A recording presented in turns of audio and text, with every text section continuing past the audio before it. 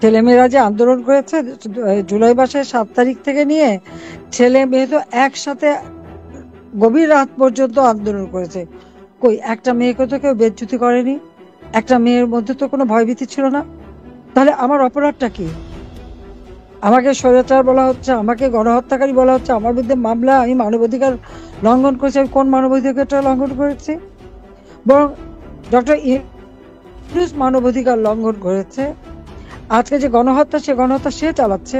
আমরা যে যখন 6 জন মানুষ মারা গেল, এই 18 জুলাই আমি জুডিশিয়াল ইনকোয়ারি কমিশন করে দিলাম। কই সেই কমিশনকে তো কাজ করতে দেওয়া হয়নি। আবু সাইদ, তাকে এভাবে হত্যা করা হয়েছে, খুব সুন্দর করে ছবি দেখানো হলো টেলিভিশনে। তার উপর কতগুলি গুলি হলো, অতগুলি গুলির পর তার গা থেকে এক ফোঁটা রক্ত ঝরলো না। তাকে নিয়ে চলে গেল ছেঁচড়ায় টেনে। তারপরে 5 ঘন্টা পরে তাকে হাসপাতালে আনলো। যে মানুষটার গুলি এরকম 5-6টা গুলি লাগে, তাকে তাৎক্ষণিকভাবে তো হাসপাতালে নিতে হয়, ট্রিটমেন্ট করতে হয়। তাকে হাসপাতালে নিল না কেন, ট্রিটমেন্ট করলো না কেন? তাহলে কার গুলিতে মারা গেল? এবং এই যে মুগ্ধ সহ আরো যারা মারা গেছে, আমি তো মনে করি সকলে কবর থেকে লাশ তুলে নিয়ে এসে বিদেশ থেকে এক্সপার্ট এনে ফরেন্সিক করে দেখা হোক এই হত্যা কারা করেছে। এটা ইউনূসেরই মেটিকুলাসলি ডিজাইনের একটা অংশ। তাদের এই সমন্বয়করা ভালোই জানে। গার হাতে অস্ত্র ছিল, আর যে রাইফেল, যে গুলি, যেটা সেই 7.62, এটা আমাদের পুলিশ ব্যবহার করে না। কাজে এই গুলি কার হাতে ছিল তাদের এ পর্যন্ত খুঁজে কিন্তু বের করা হয়নি।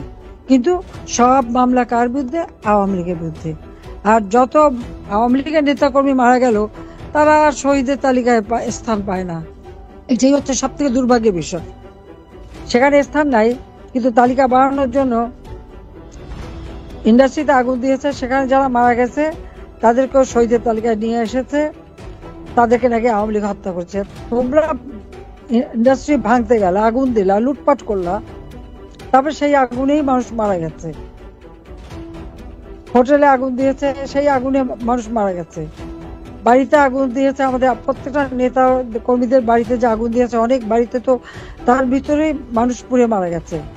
450 থানা এবং পুলিশ বাড়িতে আগুন দিয়েছে, থানার মধ্যে পুলিশ মারা গেছে। কই শহীদের তালিকা একটা পুলিশের নাম নেয় কেন? তারা কি, তাদেরকে তারা কারা হত্যা করেছে? সে হত্যাকাণ্ড তো ইউনূস বাহিনী করেছে, ইউনূসের বাহিনীর তো এই কর্মকাণ্ড করে গেছে।